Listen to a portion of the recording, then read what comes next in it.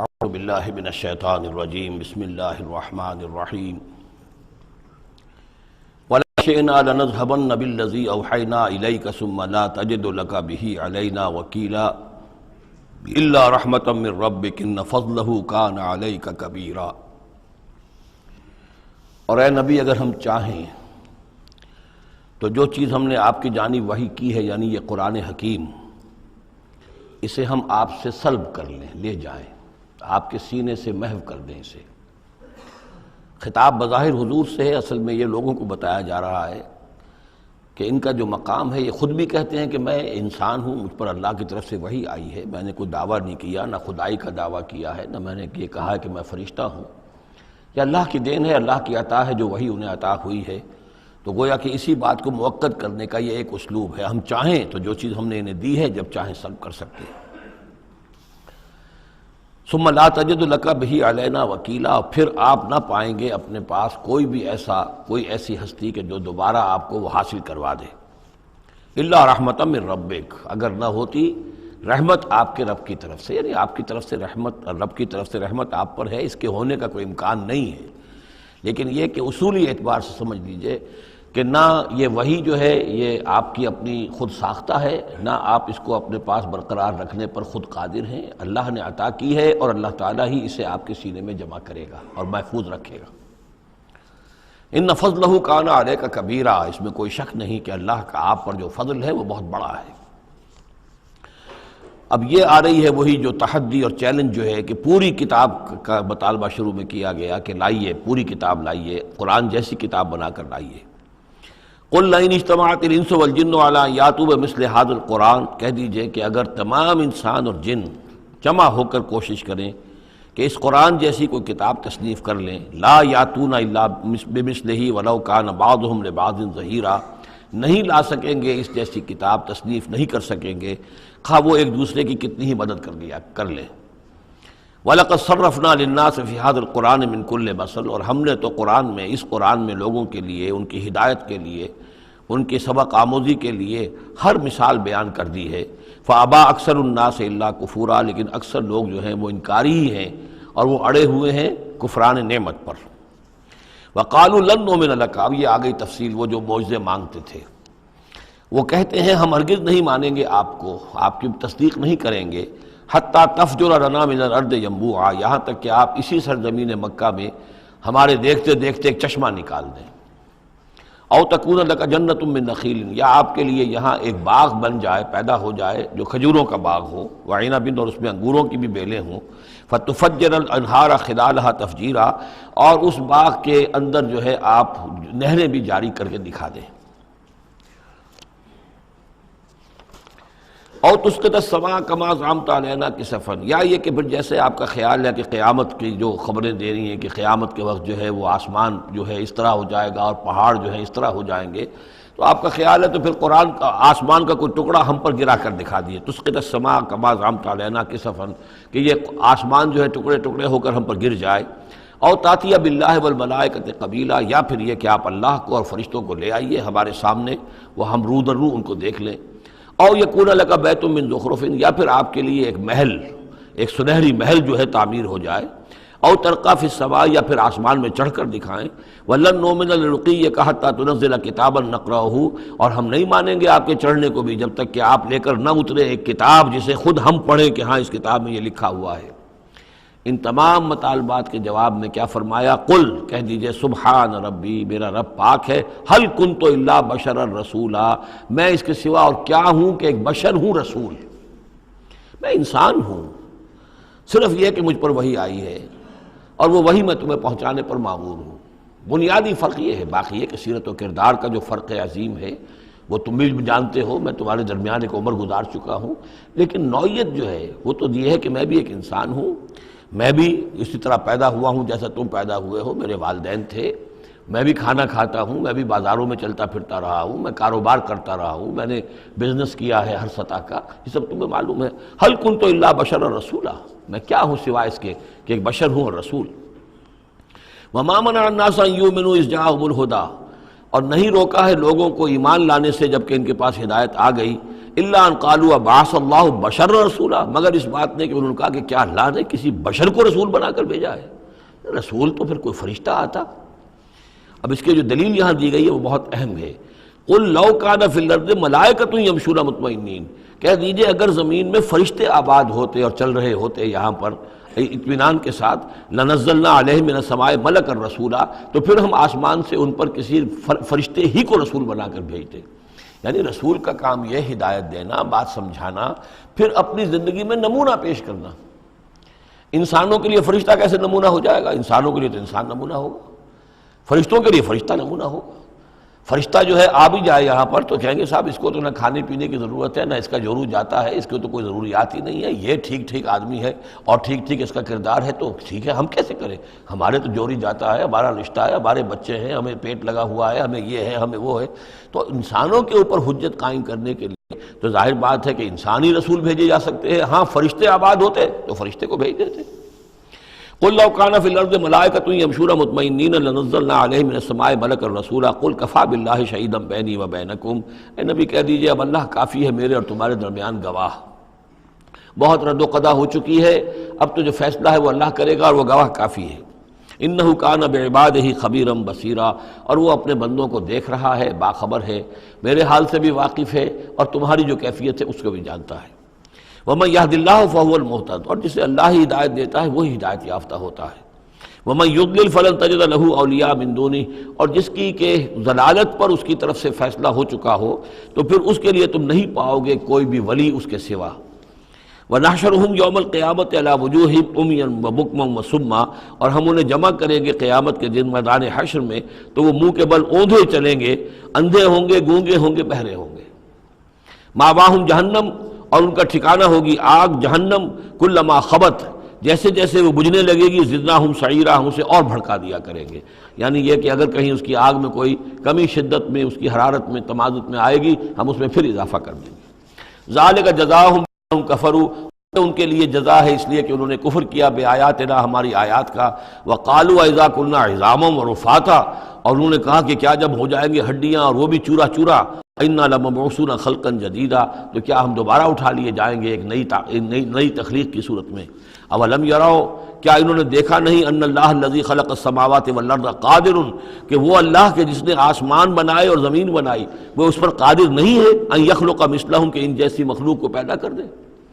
تمہیں ایک دفعہ پیدا کیا تھا، تمہاری طرح کا آدمی دوبارہ پیدا کرنے اس کے لیے مشکل کیوں ہو گیا؟ وَجَعَلَ لَهُمْ أَجَلًا لَا رَيْبَ فِيهِ، اور ان کے لیے وہ معین کر دے ایک وقت معین جس میں کوئی شک نہیں، کسی طرح کا ریب اور شک نہیں۔ فَأَبَى الظَّالِمُونَ إِلَّا كُفُورًا، تو یہ ظالم جو ہیں یہ تو انکاری ہیں اور سوائے کفران نعمت کے اور ان آیات الہیہ کے کفر کے کوئی اور روش اختیار کرنے کو تیار نہیں ہے۔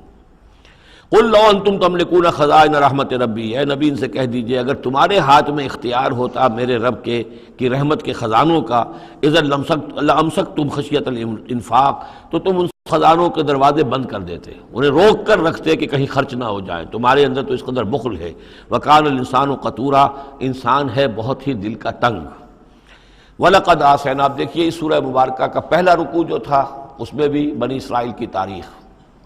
لیکن حضرت موسیٰ علیہ السلام کا وہاں سے ذکر شروع کیا کہ ہم نے انہیں کتاب دی، وَآتَيْنَا مُوسَى الْكِتَابَ وَجَعَلْنَاهُ هُدًى لِبَنِي اسرائیل۔ اور یہ واقعہ کب ہوا ہے کہ جب کہ مصر سے وہ نکل کر آ چکے تھے صحرائے سینا میں، گویا کہ پوری داستان جو مصر کی تھی اس کا وہاں پر تذکرہ نہیں ہے، لیکن اس سورہ مبارکہ کے آخری رکوع میں پھر حضرت موسیٰ کا ذکر آ رہا ہے۔ یہ گویا کہ خاص اسلوب ہے اس قرآن مجید کی صورتوں کا، خاص طور پر جو صورتیں کہ ایک ہی وقت میں خطبے کی شکل میں نازل ہوں، ان کی ایک تو یہ کہ ابتدائی اور آخری آیات جو ہیں ان کی ایک خصوصی اہمیت اور فضیلت ہوتی ہے، اور دوسرا یہ کہ ان کے اندر خاص ربط ہوتا ہے۔ تو بنی اسرائیل کی تاریخ کے بعد کے ادوار وہاں آئے ہیں، لیکن جو مصر کے اندر ان کے ساتھ ہوا ہے اس کا ذکر اب یہاں ہو رہا ہے۔ وَلَقَدْ آتَيْنَا مُوسَىٰ 9 آیات بینات، اور ہم نے موسیٰ کو 9 نشانیاں دی تھیں روشن۔ 2 نشانیاں تو وہ تھیں کہ جو وہ اولین مرحلے پر اللہ تعالیٰ نے ان کو دی تھیں، یعنی یہ کہ ایک عصا جو کہ وہ سانپ بن جاتا تھا یا اژدہا بن جاتا تھا، اور دوسرے ان کا وہ ہاتھ کے جو چمکنے لگتا تھا۔ اس کے بعد 7 نشانیاں ان کو جو اور دکھائی گئیں مختلف اوقات میں، ان پر جو عذاب آئے اور حضرت موسیٰ کے دعا کرنے سے پھر وہ وقت پر ٹل جاتے رہے، تو ان میں سے سنین، نقص من الثمرات، طوفان، جراد یعنی ٹڈی دل، قمل چچڑیاں، ضفادع یعنی مینڈک، اور خون کی بارش، یہ تمام جو ہے یہ سورہ اعراف کے اندر تفصیل گزر چکی ہے۔ لقد آتینا موسیٰ 9 آیات بینات فصل بنی اسرائیل اذ جاءہم، تو ذرا پوچھ لو ان بنی اسرائیل سے کہ جب موسیٰ ان کے پاس آئے، فقال لہ فرعون، تو فرعون نے ان سے کہا انی لاظنک یا موسیٰ مسحورا، کہ میں تو یہ سمجھتا ہوں کہ اے موسیٰ تم پر کوئی جادو ہو گیا ہے۔ اب دیکھیے یہی لفظ آیا یہاں پر جو حضور کے بارے میں صورت میں آیا ہے، ان تتبعون الا رجلا مسحورا، تم نہیں پیروی کر رہے ہو مگر ایسے شخص کی جس کے اوپر سحر ہو گیا ہے۔ یہی بات کہی گئی تھی حضرت موسیٰ علیہ السلام سے۔ فرعون نے کہا انی لاظنک یا فرعون مسحورا، اے فرعون میں تو یہ سمجھتا ہوں کہ تم پر جادو ہو گیا ہے۔ قال لقد علمت ما انزل هؤلاء الا رب السماوات والارض، اب ظاہر بات ہے کہ یہ حضرت موسیٰ علیہ السلام ہے، ویسے بھی جلالی مزاج تھا ان کا، پھر یہ فرعون جس سے یہ مکالمہ ہو رہا ہے ان کے چھوٹے بھائی کے مانند بھی تھا،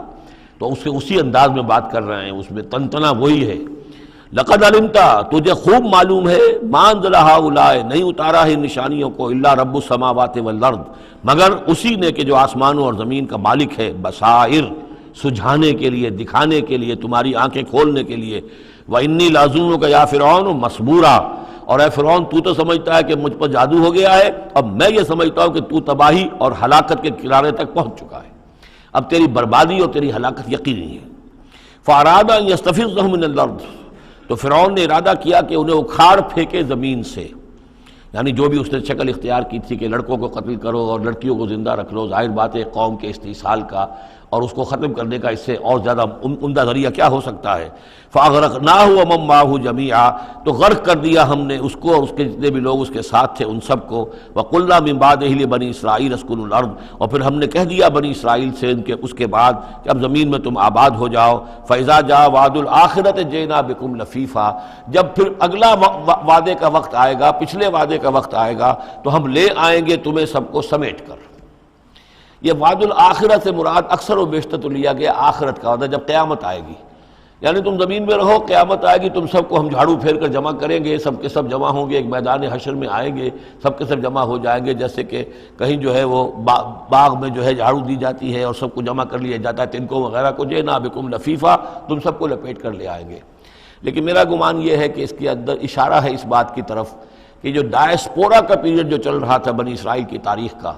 جو شروع ہوئے حضور کی بعثت کے وقت جو ہے 500 برس ہو چکے تھے،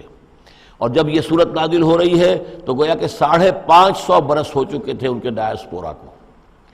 اس لیے کہ 40 برس کی عمر میں تو حضور پر وحی شروع ہوئی ہے اور کم سے کم 10-12 سال اور بیت چکے ہیں۔ 550 برس سے وہ نکال دیے گئے تھے سرزمین فلسطین سے، اور وہ منتشر ہو گئے تھے پوری زمین میں، کوئی کہیں کوئی کہیں کوئی کہیں، لیکن اشارہ کیا جا رہا ہے کہ جب آخرت کا وقت قریب آئے گا تو تم سب کو سمیٹ کر لے آئیں گے، جیسے کہ آج ان کو جھاڑو پھیر کر پوری دنیا میں یہودیوں کو فلسطین میں جمع کیا جا رہا ہے۔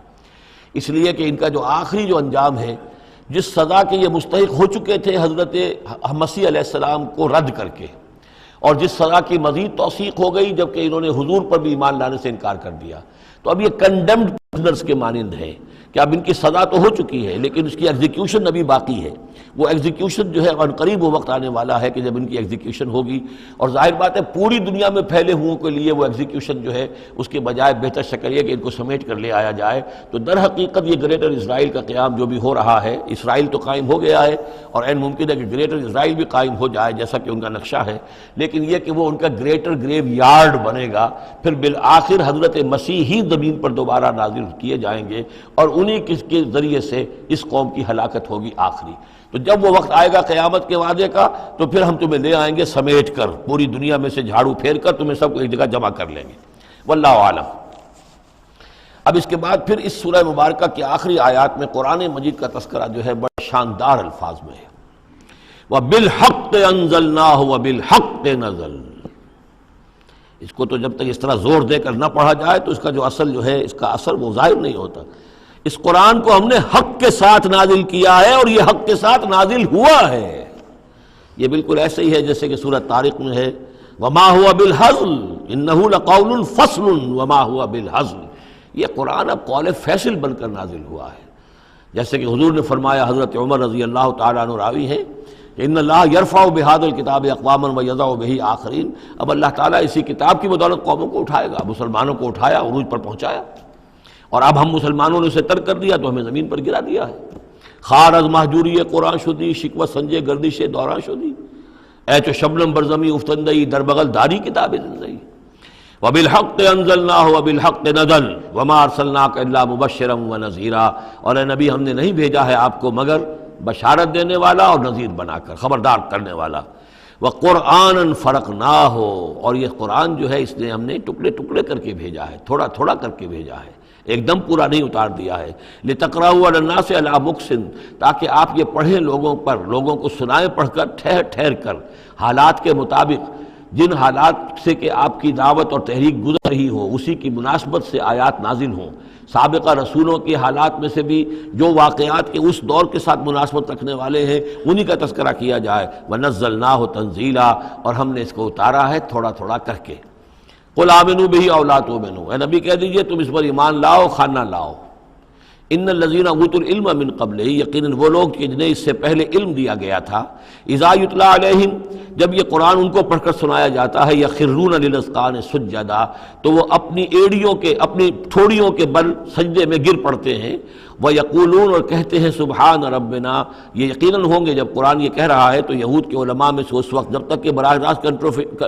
جو کنفرنٹیشن نہیں ہوئی تھی، حضور ابھی مدینے نہیں آئے تھے، دور دور سے خبریں آ رہی تھیں، تو بعض لوگ ہوں گے کہ جو دل کے اندر ان کے یہ نیکی کے جذبات جو ہیں وقتی طور پر اٹھے ابھرے، اور انہوں نے قرآن مجید کو پہچان کر پھر یہ کہ وہ سجدے میں گرے اللہ کے سامنے۔ وَيَقُولُونَ سُبْحَانَ رَبِّنَا إِن كَانَ وَعْدُ رَبِّنَا لَمَفْعُولًا، اور وہ کہتے ہیں پاک ہے ہمارا رب، اور یقیناً ہمارے رب کا تو پورا ہو کر رہنا ہی تھا، اللہ کا تو وعدہ تھا، اللہ نے کہا تھا کہ ایک آخری نبی میں بھیجوں گا، اللہ نے کہا تھا اس کے منہ میں اپنا کلام ڈالوں گا۔ یہ کتاب استثناء جو ہے ڈیٹرانومی، اس کا باب جو ہے 18، اس کی 18 اور 19ویں آیات کے اندر ہے کہ میں ان کے بھائیوں میں سے اے موسیٰ تیرے مانند ایک نبی اٹھاؤں گا، ان کے بھائیوں میں سے، بنی اسرائیل کے بھائی بنی اسماعیل، ان میں سے تیرے مانند ایک نبی اٹھاؤں گا اور اس کے منہ میں اپنا کلام ڈالوں گا، اور وہ لوگوں سے وہی کچھ کہے گا کہ جو میں اسے بتاؤں گا۔ اب اس کی مصداق آ گیا، ان کان وعد ربنا لمفعولا، یقیناً ہمارے رب کا وعدہ تو پورا ہونا ہی تھا۔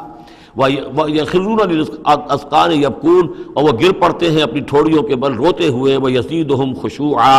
اور ان کے اندر خشوع اور خضوع کے اندر اضافہ ہو جاتا ہے۔ آیت سجدہ ہے، سجدہ کر لیجئے۔ عظیم خزانے ہیں معرفت خداوندی کے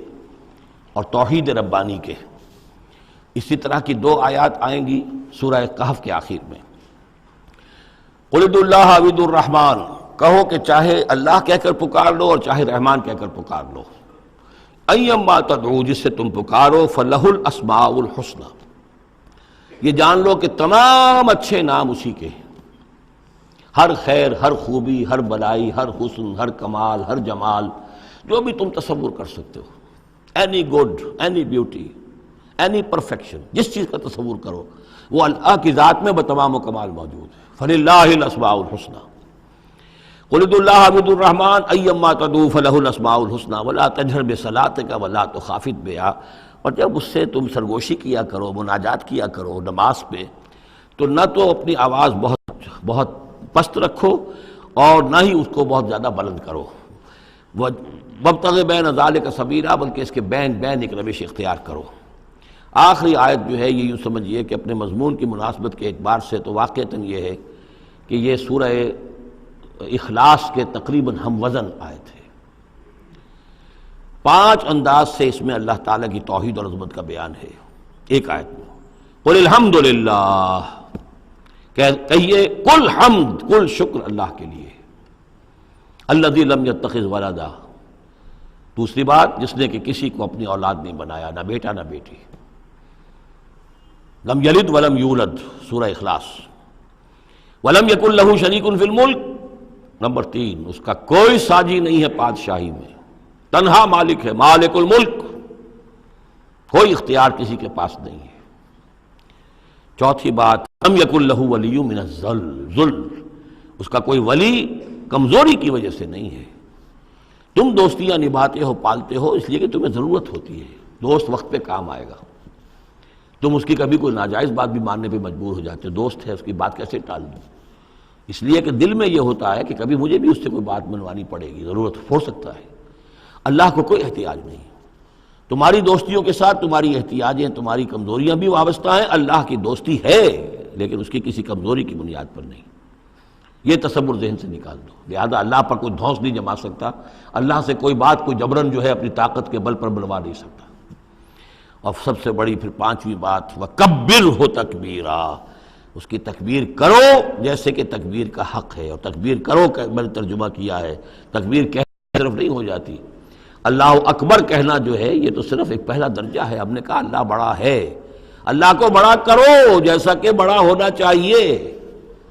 تمہاری پارلیمنٹ میں اس کی بڑائی مانی جائے، طے ہو اس پارلیمنٹ کے اوپر تلوار لٹکی ہوئی ہے، کتاب و سنت کے خلاف کوئی قانون سازی یہاں نہیں ہو سکتی،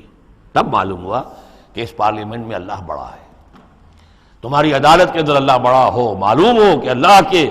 قوانین کے خلاف یہاں کوئی فیصلہ نہیں ہو سکتا۔ وَمَن لَّمْ يَحْكُم بِمَا أَنزَلَ اللَّهُ فَأُولَٰئِكَ هُمُ الْكَافِرُونَ، جب تک اس پر عمل نہیں ہوتا اللہ بڑا کہاں ہے؟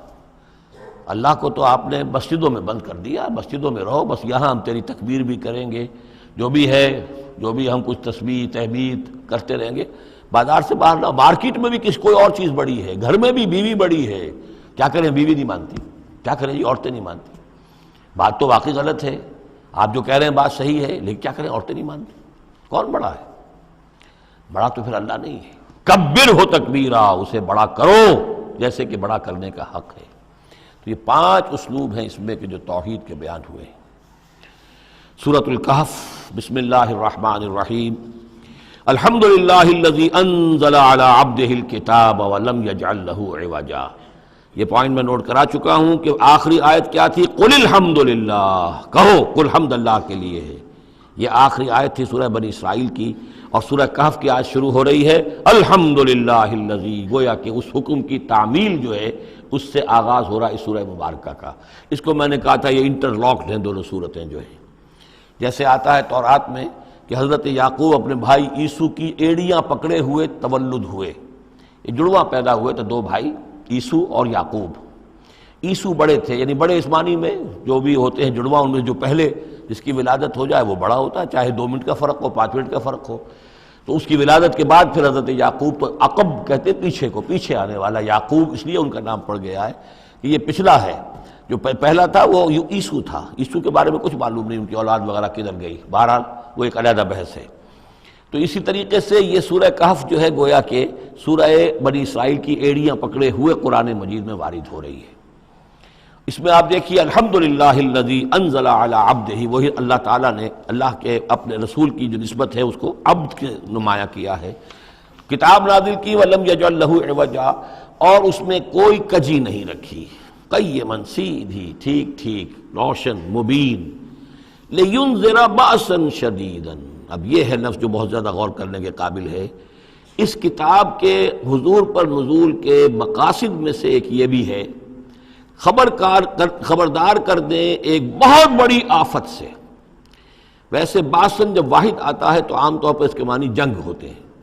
جب جمع میں آتا ہے تو سختی، مصیبت، بھوک، فاقہ، یہ سارے بأسا۔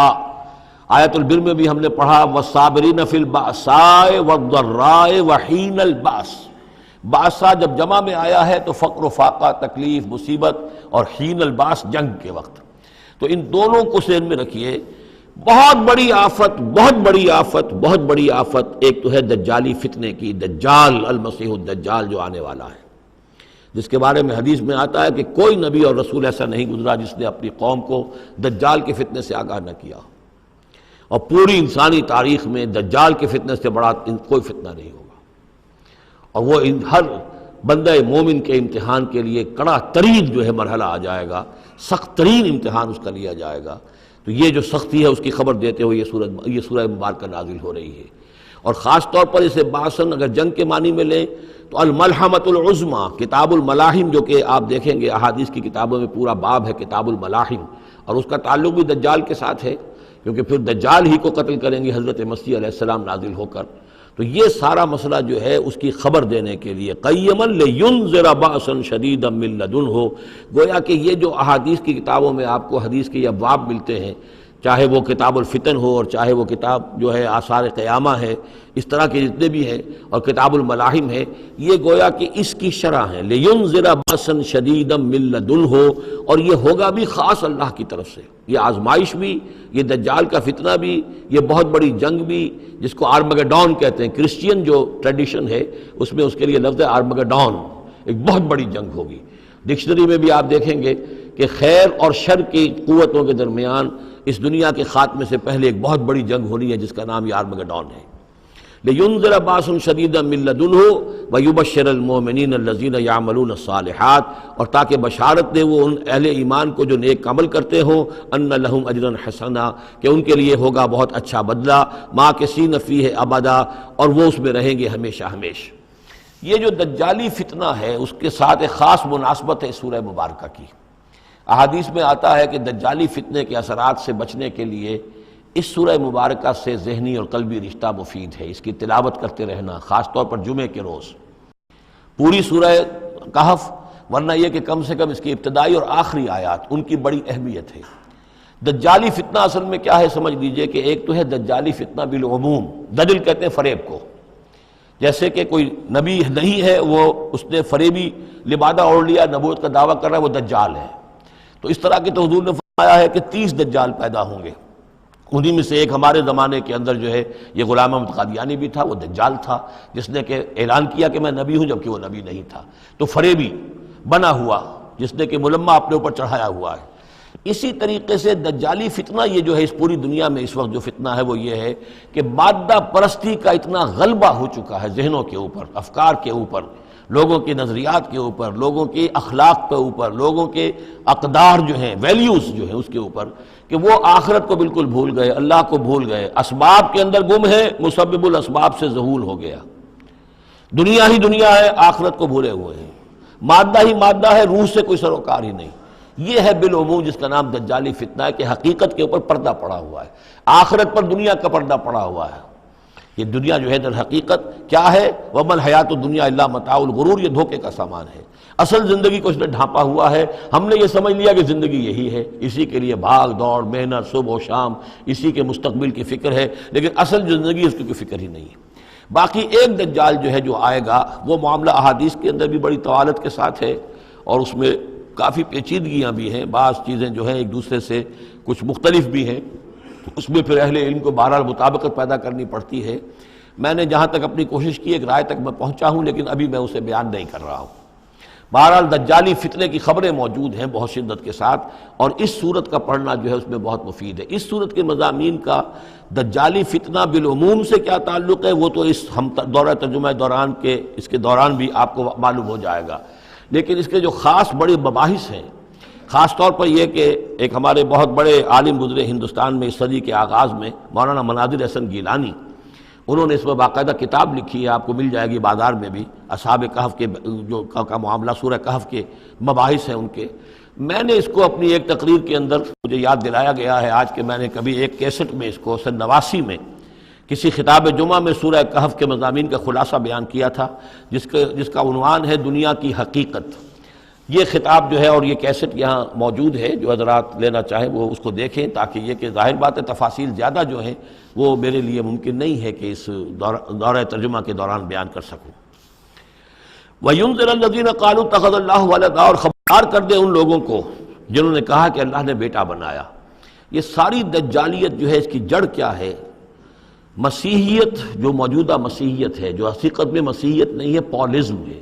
جس کی بنیاد تثلیث پر ہے کہ اللہ کا بیٹا بنا دیا حضرت مسیح علیہ السلام کو، اور انہیں کفارہ بنا دیا تمام جو بھی مان لے ان کو ان کے گناہوں کا، پیش کی معافی ہے ان کے گناہوں کی جو حضرت مسیح پر ایمان لے آئے، اور نمبر 3 شریعت ساقط کر دی، اور نمبر 4 سارا اختیار جو ہے وہ پوپ کے ہاتھ میں دے دیا گیا کہ تم جو چاہو جس چیز کو چاہو حلال کرو، جس چیز کو چاہو حرام کر دو۔ ان چیزوں نے مل کر نفس مذہب کو اس قدر قابل نفرت شے بنا دیا کہ یورپ کے اندر مذہب کے خلاف شدید نفرت پیدا ہو گئی۔ چنانچہ اس کے بعد جب مسلمانوں کے زیر اثر وہاں پر علم پھیلا ہے، ہسپانیہ کی یونیورسٹیوں سے علوم اور فنون جو ہیں یہ فرانس اور اٹلی اور جرمنی کے نوجوان آتے تھے، اور وہاں آ کر وہ قرطبہ اور غرناطہ اور طلیطلہ کی یونیورسٹیوں سے پڑھ کر جاتے تھے، تو ان کے زیر اثر جو ایک ریفرمیشن شروع ہوئی، اصلاح مذہب اور ایک رینائسنس تحریک احیاء العلوم، وہ جو اصل تو تحریک تھی اس بات کی کہ انسان علم کی طرف دوبارہ رجوع کرے، لیکن یہ کہ وہ علم جب آگے بڑھا ہے تو وہاں پہ عیسائیت کے خلاف جو رد عمل تھا اس کی وجہ سے اس میں مذہب کی دشمنی جو ہے اس تحریک کے اندر خود بخود شامل ہو گئی۔ تو مذہب سے بیزاری، روحانیت کا انکار، آخرت سے بالکل بے پرواہی اور اس کا بھی انکار، اور خدا ہے یا نہیں ہے اس سے کوئی سروکار نہیں، یہ جو اس تہذیب کے اصل میں اثرات بنے ہیں سارے، یہ اسی غلطیوں کا یہ اثرات ہیں، نتائج ہیں کہ جو عیسائی مذہب کے اندر جو یہ تحریفات کر کے جو غلطیاں کی گئی ہیں، اس کو یہاں کہا گیا ہے کہ ان لوگوں نے کہ جنہوں نے یہ عقیدہ ایجاد کیا، ما لہم بہ من علم، ان کے پاس اس کے لیے کوئی علمی سند نہیں ہے، ولا لآبائہم، نہ ان کے آباء و اجداد کے پاس کوئی سند تھی، کبرت کلمۃ تخرج من افواہہم، بہت بڑی بات ہے جو ان کے منہ سے نکل رہی ہے، بہت بڑی گستاخی ہے جو یہ اللہ تعالیٰ کی شان میں کر رہے ہیں، ان یقولون الا کذبا، یہ نہیں کہہ رہے مگر جھوٹ، سراسر سیدھا سفید جھوٹ بول رہے ہیں، فلعلک باخع نفسک علی آثارہم، تو اے نبی شاید کہ آپ اپنے آپ کو ہلاک کر لیں گے ان کے جو اثرات پڑنے والے ہیں، عیسائیت کے اس غلط عقیدے کے جو نتائج برآمد ہوئے ہیں، جب یہ نتائج ظاہر ہوں گے تو وہ اتنے سنگین ہوں گے، فلعلک باخع نفسک، کہ ان کے احساس سے اور ان کے ادراک سے شاید کہ آپ اپنے صدمے سے اپنے آپ کو ہلاک کر لیں، ان لم یؤمنوا بہذا الحدیث اسفا، اگر یہ لوگ اس حدیث پر، اس قرآن پر، یہ بات جو بتائی جا رہی ہے اس پر ایمان نہ لائے، اس پر ایمان نہ لائے، اپنے اس غلط عقیدے پر قائم رہے، اس غلط مذہب کو انہوں نے برقرار رکھا، تو اس کا جو رد عمل ہوگا نوع انسانی پر، اور اس سے تاریخ انسانی اور انسانی ثقافت جس غلط رخ پر پڑے گی، جو دجالیت کا فتنہ اسے جنم لے گا، ان تمام چیزوں کے اثرات سے شاید آپ کو اتنا صدمہ ہو کہ فلعلک باخع نفسک علی آثارہم ان لم یؤمنوا بہذا الحدیث اسفا، انا جعلنا ما علی الارض زینۃ لہا، ہم نے زمین کے اوپر جو کچھ ہے اسے اس کا گہنا بنا دیا ہے، بناؤ سنگھار بنا دیا ہے، زینت بنا دیا ہے۔ یہ آپ نوٹ کر لیجئے، لفظ زینت اور زمین میں اس کی زیبائش اور آرائش، یہ اس سورہ مبارکہ کا عمود ہے، یعنی اس کو اتنا کھبا دیا ہے نگاہوں میں اللہ نے کہ آخرت سے خود بخود انسان غافل ہو جاتا ہے، یہ پردہ پڑ گیا ہے، چمک دمک ہے، یہ کاریں ہیں، یہ بلڈنگیں ہیں، یہ کوٹھیاں ہیں، یہ عالیشان عمارتیں ہیں، یہ کیا کچھ اس کی جو یوں سمجھیے پومپ اینڈ شو جو ہے اس وقت دنیا کا، اور ظاہر بات ہے امریکہ میں جا کر دیکھیے تو جو کچھ یہاں دیکھ رہے ہیں اس سے 10 گنا 100 گنا 1000 گنا آپ کو نظر آئے گا، عقلیں دنگ ہو جاتی ہیں۔ نتیجہ کیا نکلتا ہے کہ انسان یہ سمجھتا ہے کہ اصل شے یہی مادہ ہی ہے، اصل ہدایت پہ یہی لوگ ہیں، یہی لوگ ہیں صحیح معنی میں کہ جنہوں نے واقعتاً علم حاصل کیا ہے، لہٰذا ان کی غلط تہذیب، ان کا غلط تمدن، ان کے تمام غلط ثقافت کے معاملات کے بھی ہم اسی طریقے سے پیروی کر رہے ہیں۔ یہ سارا مسئلہ جو ہے وہ اس لیے ہے کہ یہ چمک دمک دنیا کی زیبائش اور آرائش اس سے ہم متاثر ہیں۔ انا جعلنا ما علی الارض زینۃ اللہ، جو کچھ زمین کے اوپر ہے اسے ہم نے اس کے لیے بناؤ سنگھار بنا دیا ہے، لنبلوہم، تاکہ ہم آزمائیں ان کو، ایہم احسن عملا، کون ہے ان میں سے اچھے عمل کرنے والا۔ یعنی اب یوں دیکھیے وہ شعر جو ایک ہے، اگرچہ ذرا تھوڑا سا شان باری تعالیٰ کے اعتبار سے تو شاید اتنا مناسب نہ ہو، لیکن یہ کہ مفہوم کو ادا کرتا ہے کہ رخ روشن کے آگے شمع رکھ کر وہ یہ کہتے ہیں ادھر آتا ہے دیکھیں یا ادھر پروانہ جاتا ہے، ایک طرف ذات باری تعالیٰ ہے اور ایک طرف یہ دنیا ہے، اس کی چمک دمک ہے۔ اب یہ پروانہ جو ہے یہ انسان، اس کا امتحان ہے، آیا یہ اللہ اور آخرت کی طرف جا رہا ہے یا دنیا کی طرف اور دنیا کی زیبائش اور آرائش کی طرف جا رہا ہے۔ جو زیبائش اور آرائش کی طرف چلا گیا وہ گیا، وہ تباہ و برباد ہو گیا، فقط خسر خسران مبینا۔ اور جس نے اس دنیا کی زیبائش اور آرائش اس سے منہ موڑ کر وہ جو حقیقت جو اصل حسن ازلی ہے اللہ تعالیٰ کا اور اس کا جو جلال اور کمال ہے اور جو آخرت کی نعمتیں ہیں ان کو اختیار کر لیا، وہ کامیاب ہو گیا۔ تو امتحان اتنا ہی ہے کہ رخ روشن کے آگے شمع رکھ کر وہ یہ کہتے ہیں ادھر جاتا ہے دیکھیں یا ادھر پروانہ آتا ہے۔ وَإِنَّا لَجَاعِلُونَ مَا عَلَيْهَا صَعِيدًا جُرُزًا، اور یہ کہ جو کچھ بھی اس پر ہے ہم ایک وقت آئے گا کہ اس کو بنا کر رکھ دیں گے جیسے کہ میدان جس میں سے کہ فصل کاٹ لی گئی ہو۔ جب قیامت ہوگی کیا ہوگا یہاں پر اسی زمین کو، نہ یہاں پہ کوئی وہ پہاڑ رہ جائیں گے کوٹ کوٹ کر چپٹی کر دی جائے گی، نہ یہ آپ کے پاس جو ہیں وہ اسکائی اسکریپرز رہ جائیں گے، نہ یہ اعلیٰ شان عمارتیں ہوں گی، کچھ نہیں ہوگا، یہ سب برابر ہوگا۔ جیسے کہ کسی کھیت کے اندر سے فصل کاٹ دی جاتی ہے تو اب وہ پڑا ہوتا ہے ویران، وَإِنَّا لَجَاعِلُونَ مَا عَلَيْهَا صَعِيدًا جُرُزًا، ہم اسے کر کے چھوڑیں گے ایسا کھیت کہ جہاں پر چورا پڑا ہوا ہو، صرف بچا کھچا جو ہے وہ اس کا توڑی کا اور کچھ نہ ہو۔ ام حسبت ان اصحاب الکہف والرقیم کانوا من آیاتنا عجبا، اب یہاں سے اصحاب کہف کی بات شروع ہو رہی ہے، کیونکہ پوچھوایا تھا یہودیوں نے اصحاب کہف کون تھے۔ کیا تم سمجھتے ہو کہ اصحاب الکہف والرقیم، رقیم جو ہے ان کی تختی تھی ایک جس کے اوپر ان کے حالات لکھ کر، جو ان کے ایک جو کہف تھی ان کی غار جو تھی اس کے اوپر لگا دی گئی تھی، تو انہیں اصحاب الکہف بھی کہتے ہیں، اصحاب الرقیم بھی کہتے ہیں، یہ دونوں انہیں ایک ہی گروہ کے نام ہیں۔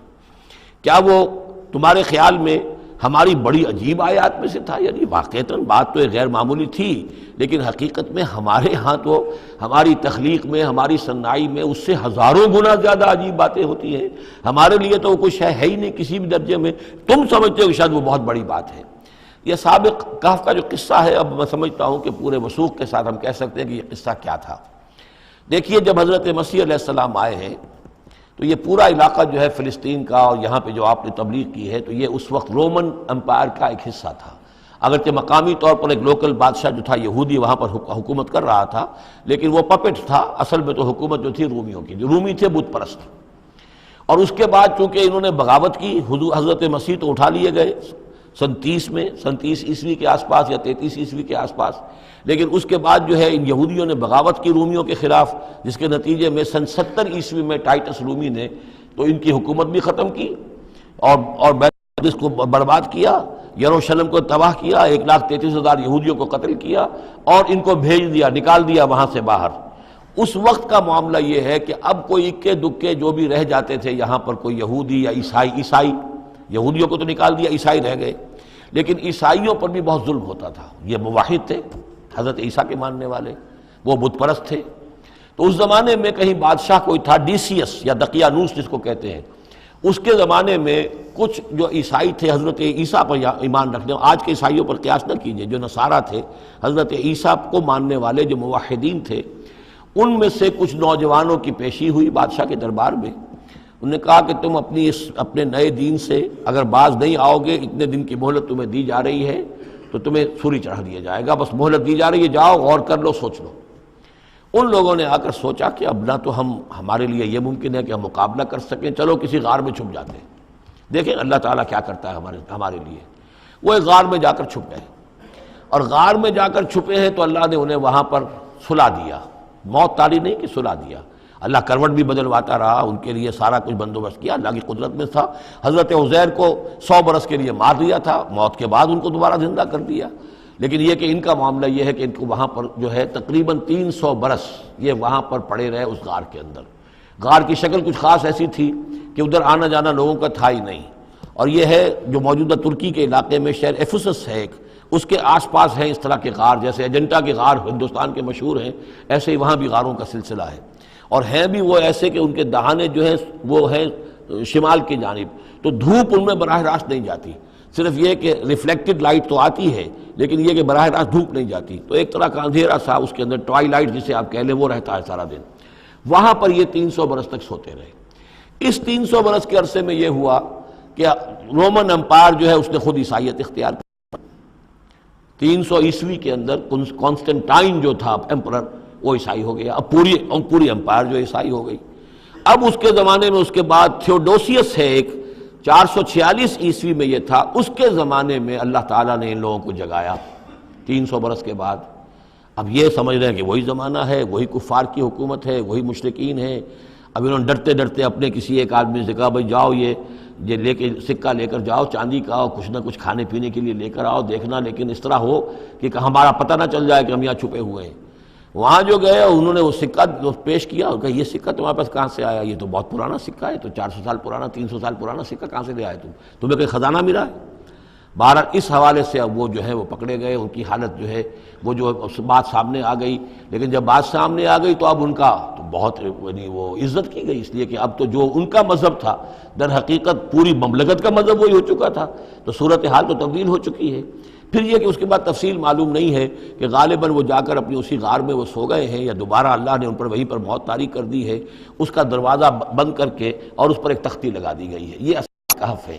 گبن کی جو ہے decline and fall of Roman empire, اس میں بھی یہ 7 سلیپرز، 7 سونے والے، ان کی کہانی موجود ہے۔ یہ چیز جو ہے گویا کہ رومن لٹریچر کے اندر موجود تھی، اس کا جو ذکر موجود تھا، اور قرآن مجید میں یہ امتحاناً سوال کیا گیا حضور سے، تو اس کا جواب دیا گیا کہ یہ 300 برس تک کچھ لوگوں کو سلا دینا، یہ اللہ تعالیٰ کے نزدیک تو کوئی بڑی بات نہیں ہے، تمہارے نزدیک ام حسبت ان اصحاب الکہف والرقیم کانوا من آیاتنا عجبا اذ ابى الفتية الى الکہف، جبکہ وہ نوجوان آئے اپنے اس غار میں، فقالوا، اور انہوں نے کہا ربنا آتنا من لدنک رحمتا، پروردگار اب خاص اپنے خزانہ فضل سے ہمارے لیے رحمت کا بندوبست فرما، وہیئ لنا من امرنا رشدا، اور ہمارے لیے ہمارے معاملے کے اندر جو ہے وہ کوئی عافیت کا بندوبست فرما، فضربنا علی آذانہم، تو ہم نے تھپکی دے دی ان کے کانوں پر، فی الکہف سنین عددا، اسی وہ غار کے اندر جو ہے وہ سوتے رہے کئی سال۔ ابھی یہاں اس بات کو نہیں چھیڑا کتنے سال، سنین عددا، متعدد سال وہ سوتے رہے۔ ثم بعثناہم، پھر ہم نے انہیں اٹھایا، لنعلم ای الحزبین احصیٰ لما لبثوا امدا، تاکہ ہم دیکھیں کہ 2 گروہوں میں سے کس کو صحیح معلوم ہے کہ کتنے عرصے وہ وہاں رہے تھے۔ اس کا ذکر آگے آ جائے گا، 2 گروہوں سے مراد کیا ہے۔ نحن نقص علیک نبأہم بالحق، اے نبی ہم آپ کو ان کا یہ قصہ سنا رہے ہیں، بیان کر رہے ہیں ان کے حالات حق کے ساتھ، صحیح بلا کم و کاسٹ۔ انہم فتیۃ آمنوا بربہم، وہ چند نوجوان تھے جو ایمان لائے اپنے رب پر، توحید کے ساتھ ایمان لانے والے، وزدناہم ہدی، اور ہم نے ان کی ہدایت میں اور اضافہ فرمایا، وربطنا علی قلوبہم، ہم نے ان کے دلوں کو ڈھارس دی، مضبوطی دی، دلوں کے اندر ثبات پیدا کر دیا، اذ قاموا،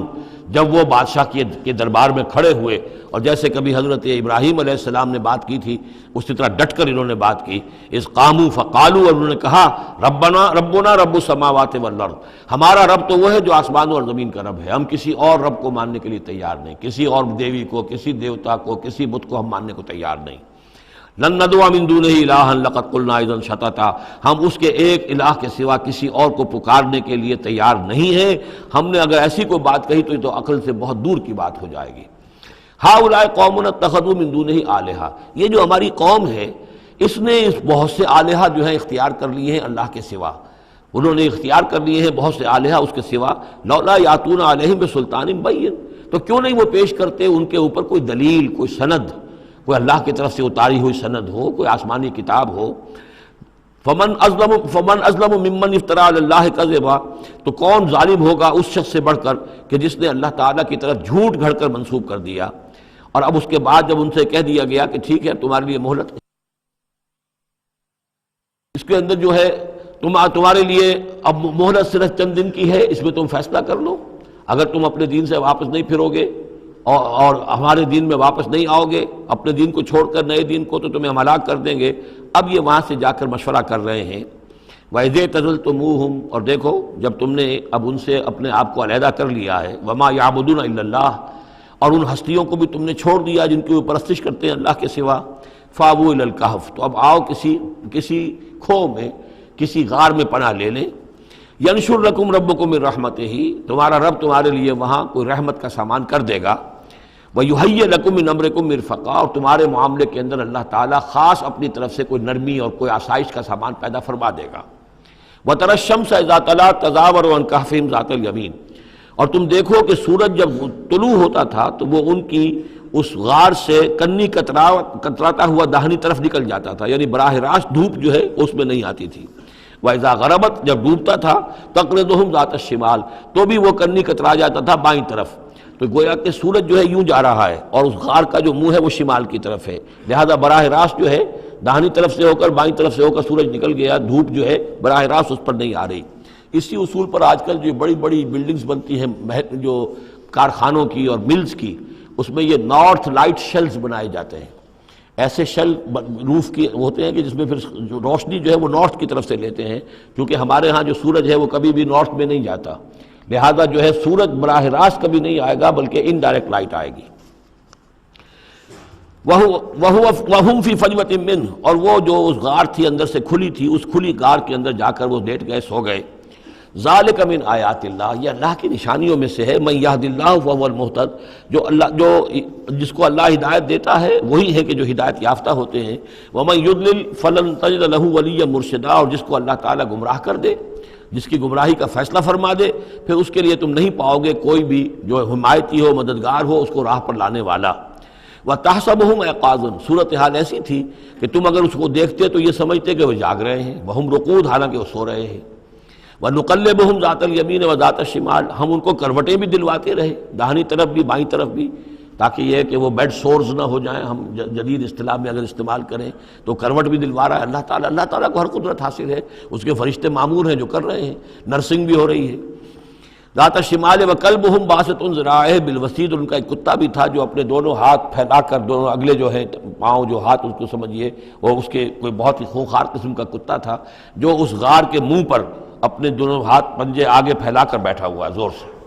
اس کا نتیجہ کیا نکلتا تھا؟ لو اطلعت علیہم، اگر اچانک تمہارا کہیں وہاں گزر ہو جائے، لولیت منہم فرارا ولملیت منہم رعبا، تو وہاں سے تمہارے اوپر رعب طاری ہو جائے، خوف طاری ہو جائے، اور وہاں سے تم بھاگو، کہ بڑا بھیانک منظر ہے، ایک کہف ہے، اندر اندھیرا ہے، اور آگے جو ہے بڑا کوئی ٹیریئر بل قسم کا کتا جو ہے وہ بیٹھا ہوا ہے، خوفناک قسم کا، اور اس نے اپنے پنجے بھی آگے کیے ہوئے ہیں۔ وَلَمُلِئْتَ مِنْهُمْ رُعْبًا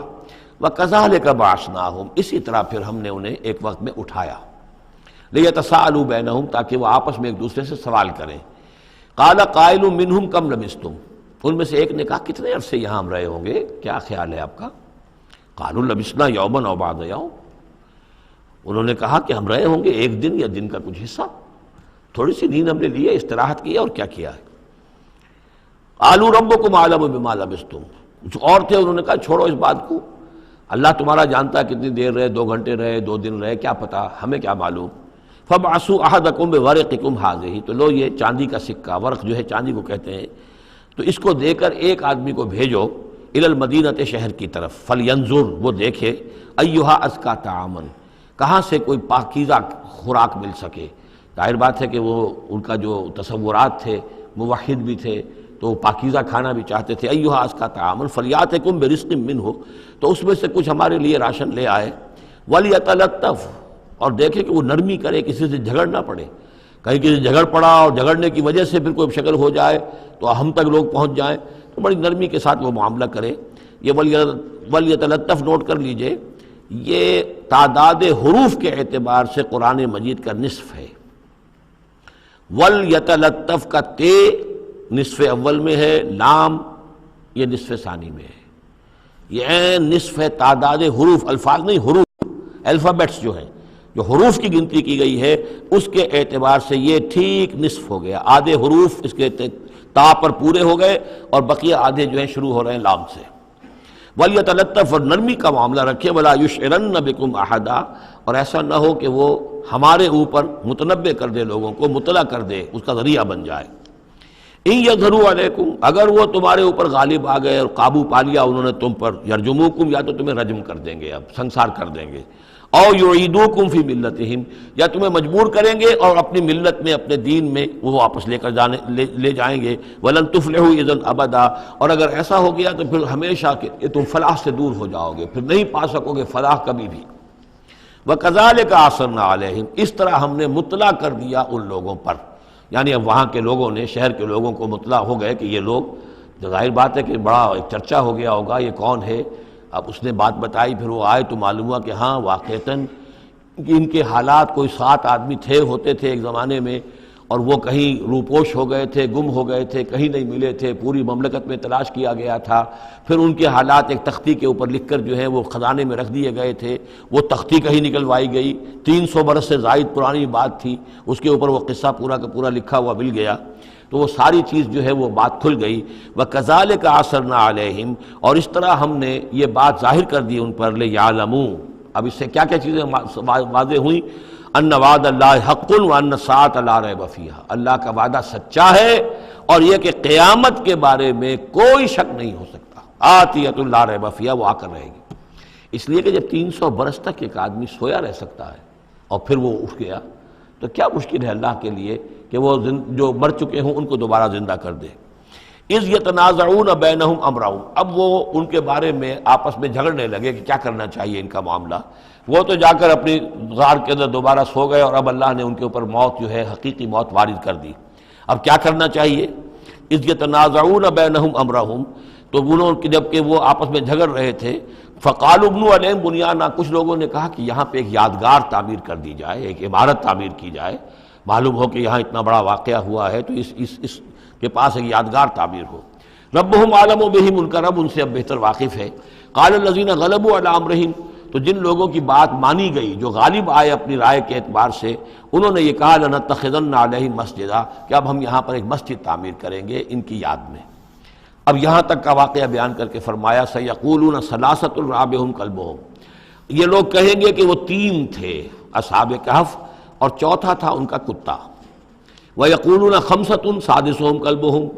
اور کچھ یہ کہیں گے کہ نہیں وہ پانچ تھے اور چھٹا تھا ان کا کتا۔ رجمم بالغیب، یہ ساری باتیں جو یہ کہہ رہے ہیں یہ اندھیرے کے اندر ٹامک ٹوئیاں ہیں، یہ تیر تکے چلا رہے ہیں اندھیرے کے اندر۔ وَيَقُولُونَ سَبْعَةٌ وَثَامِنُهُمْ كَلْبُهُمْ، اور ان میں سے کچھ وہ بھی ہیں جو کہتے ہیں کہ وہ 7 تھے اور 8واں ان کا کتا تھا۔ قُلْ رَبِّي أَعْلَمُ بِعِدَّتِهِمْ، کہہ دیجئے کہ میرا رب زیادہ بہتر جانتا ہے کہ ان کی تعداد کتنی تھی۔ مَا يَعْلَمُهُمْ إِلَّا قَلِيلٌ، نہیں جانتے اس چیز کو مگر بہت کم لوگ۔ یہاں قرآن مجید نے صراحت تو نہیں کی، لیکن مفسرین کا کہنا یہ ہے کہ بٹوین دی لائن بتا دیا کہ یہی رائے صحیح ہے، اس لیے کہ ثلاثۃ رابعہم کلبہم، خمسۃ سادسہم کلبہم، درمیان میں واو نہیں ہے، لیکن سبعۃ وثامنہم کلبہم اس کے اندر جو ہے زور ہے۔ دوسرے یہ کہ جب وہ جاگے تھے تو ایک نے سوال کیا تھا کتنے دن ہم رہے ہوں گے، پھر جواب میں 3 نے کہا تھا ایک دن، یا اس کا کچھ حصہ، اس لیے کہ 3 سے کم پر جمع کا اطلاق نہیں ہو سکتا۔ قالو جو ہے صیغہ جمع کا ہے، 3 سے کم پر نہیں، 2 ہوتے تو قالا ہوتا۔ اسی طریقے سے پھر جنہوں نے یہ کہا کہ چھوڑو اس مسئلے کو اور کسی کو بھیجو کھانا لانے کے، وہ بھی کم سے کم 3 تھے، اس لیے کہ وہ بھی قالو کے لفظ کے ساتھ ہے، تو 3 جمع 3 اور ایک پوچھنے والا، وہ 7 بن گئے۔ ویسے یہ کہ گبن کی کتاب میں بھی میں نے آپ کو بتایا 7 سلیپرز، یہ گویا کہ ان کی ہاں بھی جو ٹریڈیشنز ہیں، ان کی روایات جو تاریخی چلی آ رہی ہیں، ان میں یہ کہانی کے طور پر یہ چیز موجود ہے ان کے لٹریچر کے اندر۔ تو گویا کہ اللہ نے تائید اسی کی ہے، لیکن یہ کہ اس میں جھگڑنے کی ضرورت کیا ہے؟ فلا تمہارے فیہم الا مران ظاہرا، تو اس معاملے کے اندر اے نبی آپ ان سے کچھ زیادہ جھگڑیے مت۔ ولا تستفت فیہم منہم احدا، اور نہ ہی ان چیزوں کے بارے میں ان میں سے کسی سے پوچھیے، اس لیے کہ یہ چیزیں ایسی نہیں ہیں، اسی میں ہمارے لیے ہدایت ہے۔ جو چیز دینی اعتبار سے اہم نہ ہو، اور جو خاص طور پر جو ہمارے لیے جو اصل مسئلہ اس وقت ہے، اقامت دین کی جد و جہد اصل مسئلہ، اس کے اعتبار سے جس کی اہمیت نہ ہو، اس کے بارے میں زیادہ چھان بین کرنا، زیادہ بحث و نظام میں پڑھنا جو ہے وقت ضائع کرنا ہے، بلکہ وہ اپنی اس جد و جہد کو نقصان پہنچانے والی بات ہے۔ فلا تمہارے فیہم الا مران ظاہرا ولا تستفت فیہم منہم احدا ولا تقولن لشیء، یہ بہت اہم واقعہ آ رہا ہے یہاں۔ اس واقعے میں حضور صلی اللہ علیہ وسلم سے ایک سہو ہو گیا تھا۔ جب یہ سوالات کیے گئے تو حضور نے فرمایا ٹھیک ہے میں اس کا جواب دے دوں گا، آنا، اور یہ کہ انشاءاللہ نہیں کہا، کل تم آنا میں تمہیں جواب دے دوں گا، انشاءاللہ نہیں کہا، صاف ہو گیا، غلطی ہو گئی۔ لیکن یہ کہ اللہ تعالیٰ نے جن کے جتنے رتبے بلند ہوتے ہیں پھر ان کی سختی بھی اتنی ہوتی ہے، جن کے رتبے ہیں سوا، ان کی سوا مشکل ہے۔ ہم عام طور پر یہ باتیں کہتے رہتے ہیں ہمارے لیے اللہ نے کیا گرفت کرنی ہے کہ ان کی کوئی حیثیت ہی نہیں، کوئی مقام ہی نہیں، لیکن یہ کہ جو بلند مقام والا ہو اور وہ بغیر انشاءاللہ کہہ دے کہ کل یہ ہو جائے گا اور انشاءاللہ نہ کہے تو اس پر پھر گرفت ہو گئی۔ تو حضور کی کئی دن گزر گئے کہ جبرائیل نہیں آئے، اور آپ کے لیے پھر ایک مشکل پیدا ہو گئی، گویا کہ مخالفین نے تالیاں پیٹ دی ہوگی، پھر وہ بس فیل ہو گئے، ناکام ہو گئے اس امتحان کے اندر جو ہے، وہ تو اب یہ کامیاب نہیں ہو پائے۔ اس کے بعد جبرائیل آئے، یہ واقعات بھی لے آئے، ساتھ ہی یہ ہدایت بھی لائے۔ وَلَا تَقُولَنَّ لِشَيْءٍ إِنِّي فَاعِلٌ ذَلِكَ غَدًا، دیکھیے کبھی نہ یہ کہیے گا کہ یہ کام میں کل ضرور کر دوں گا، إِلَّا أَن يَشَاءَ اللَّهُ، مگر اس استثناء کے ساتھ اگر اللہ نے چاہا۔ یہ ہماری تہذیب کے، اب یوں سمجھیے کہ کچھ کلمات ہیں سماجی، ہمارے ثقافت کے، ان کے اندر جو ہے توحید کی روح جو ہے وہ کوٹ کوٹ کر بھری ہوئی ہے۔ کوئی اچھا منظر دیکھا، سبحان اللہ، یعنی یہ کہ اس منظر میں کچھ نہیں ہے، اصل میں حسن اللہ کا۔ پھول دیکھا، سبحان اللہ، پھول کی تعریف نہیں کر رہے ہیں، اب بنانے والے کی تعریف ہے جس نے اتنا عمدہ پھول بنایا ہے۔ کوئی آپ کو کوئی تکلیف رفع ہوئی، کوئی ضرورت پوری ہوئی، الحمدللہ، بھوک لگی ہوئی تو کھانا کھایا، الحمدللہ، تعریف اللہ کے لیے۔ کوئی چیز آپ اپنے گھر میں داخل ہوئے، منظر اچھا لگا، بچے کھیل رہے ہیں، بڑا اچھا ماحول ہے، کہیے ماشاء اللہ، جو اللہ کو پسند ہے، یہ جو کچھ ہے وہ اللہ کی مشیت سے ہے، یہ کوئی میری صلاحیت سے، میری قوت سے تو نہیں ہے۔ اسی طرح سے کوئی کام کرنا، انشاءاللہ میں یہ کام کرنا تو چاہتا ہوں، ارادہ ہے، لیکن ظاہر بات ہے کہ اللہ تعالیٰ کی مشیت کے بغیر، اللہ کی مرضی اور اذن کے بغیر تو نہیں ہو سکتا۔ تو یہ بھی گویا کہ، اور یہ سارے کلمات اس صورت میں آپ کو مل جائیں گے، ماشاءاللہ، انشاءاللہ، اور اس سے پہلے ہم الحمدللہ سے شروع کر چکے ہیں۔ الحمدللہ الذی انزل علی عبدہ الکتاب ولم یجعل لہ عوجا ولا تقولن لشیء انی فاعل ذلک غدا الا ان یشاء اللہ واذکر ربک اذا نسیت، اور اپنے رب کو یاد کر لیا کیجئے جب آپ بھول جائیں،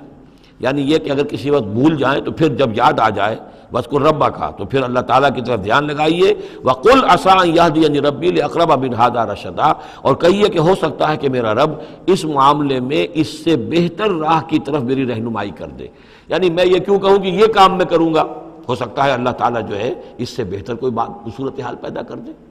لہذا اس معاملے کے اندر بھی کوئی زیادہ جازم ہو جانا نہیں چاہیے، بلکہ معاملات کو تفویض الامر الی اللہ، سپردم بتو مایا خیشرا تو دانی حساب کم و بیشرا، تو اس طریقے سے انسان جو ہے اللہ تعالیٰ کے حوالے کیے رکھے۔ وَلَبِثُوا فِي كَهْفِهِمْ ثَلَاثَمِائَةٍ سِنِينَ وَازْدَادُوا تِسْعًا، اور وہ رہے اپنی اس غار میں 300 برس اور اس کے اوپر 9 سال۔ اس کی تعبیر کیا ہے؟ شمسی حساب سے 300 برس، اور یہ 300 برس جو شمسی ہوتے ہیں جو سولر کیلنڈر کے، وہ قمری حساب سے 309 بن جاتے ہیں۔ اس حوالے سے یہ دونوں عدد بالکل صحیح ہے۔ قُلِ اللَّهُ أَعْلَمُ بِمَا لَبِثُوا، کہیے یہ بھی اللہ بہتر جانتا ہے کتنے عرصے رہے، اس میں بھی بحث میں پڑھنے کی ضرورت نہیں۔ لَهُ غَيْبُ السَّمَاوَاتِ وَالْأَرْضِ، اللہ تعالیٰ ہی کے اختیار میں ہے اور اللہ ہی کے علم میں ہے غیب کل کا کل آسمانوں اور زمین کا۔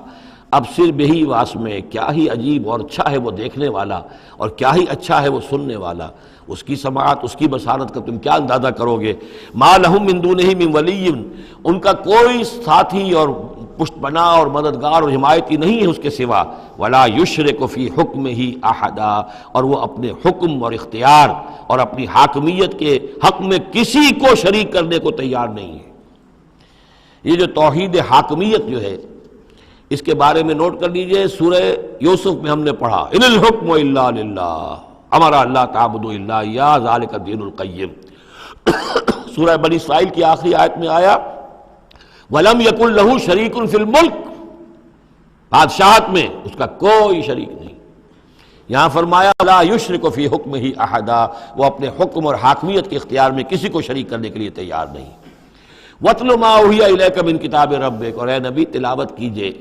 جو آپ کی طرف وحی کی گئی ہے آپ کے رب کی کتاب میں سے، یعنی یہ جو سخت حالات ہیں جن سے آپ گزر رہے ہیں، دباؤ ہے آپ پر بہت شدید، اس میں آپ کے لیے سہارا کیا ہے؟ وما صبرک الا باللہ، اور اللہ کے ساتھ اپنا قلبی تعلق اور ذہنی رشتہ قائم کرنے کے لیے سب سے مؤثر ذریعہ کیا ہے؟ قرآن مجید کی تلاوت۔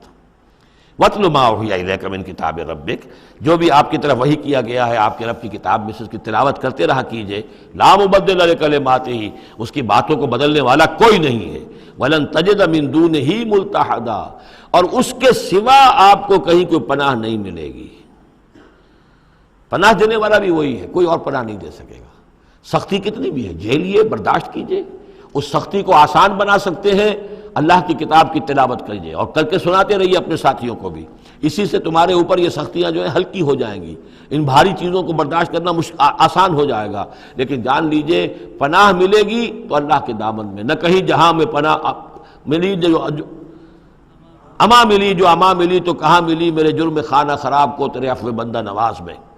لن تجد من دونہ ملتحدا واصبر نفسک مع الذین یدعون ربہم بالغداۃ والعشی،